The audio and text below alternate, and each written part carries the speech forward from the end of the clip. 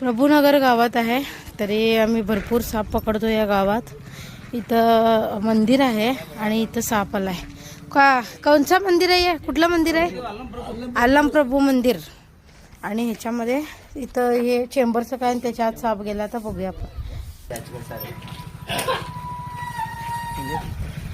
बंद करा गाडी, बंद करा।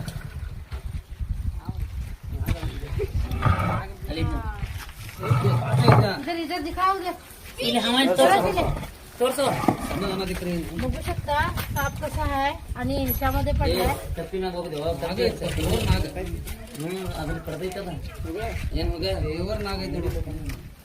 सरका सरका बघू शकता साप असा एवढा, आणि बंद जागेमध्ये साप जास्त अटॅक करायचं बघतोय।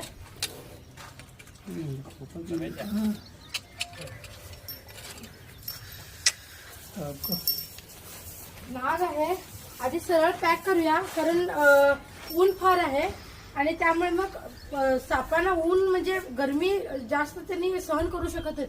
40 डिग्रीच्या वरचं तापमान त्यांनी सहन करू शकत नाही, त्यामुळे पहिला आधी सापाला पॅक करूया आपण।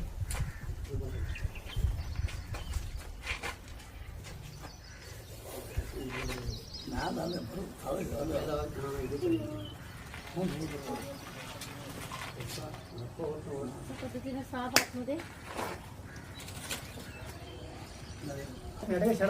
तिथं सापानं बेडकाला सुद्धा चावलेलं, म्हणजे बेडकाला त्याला गिळायचा प्रयत्न केला। मग लोक बघून तो घाबरून जिथं जागा मिळते तिथं कोणत्याही साप राहू दे, लोक किंवा काय असं बघितल्यानंतर जिथं जागा मिळेल तिथं सुरक्षित जिथं वाटेल तिथं ती पळ काढायचे प्रयत्न करतात। आणि ते बेडूक मरून पडलाय बघा तिथं। तर अंदाजे 3 ते 4 वर्षाचा, अंदाजे 3 ते 4 वर्षाचा हा नाग जातीचा साप आहे। फार डेंजर असू शकतो, कारण साप विषारी आहे, म्हणजे डेंजर आहे। पण इतका विषारी साप असून सुद्धा तो एवढी सगळी लोक होती, कुणाला चावायला गेला नाही, घाबरून तिथं जाऊन बसला। म्हणजे ते सुद्धा आपल्या जीवाला घाबरतात, हे त्याच्यावरून समजून येतंय।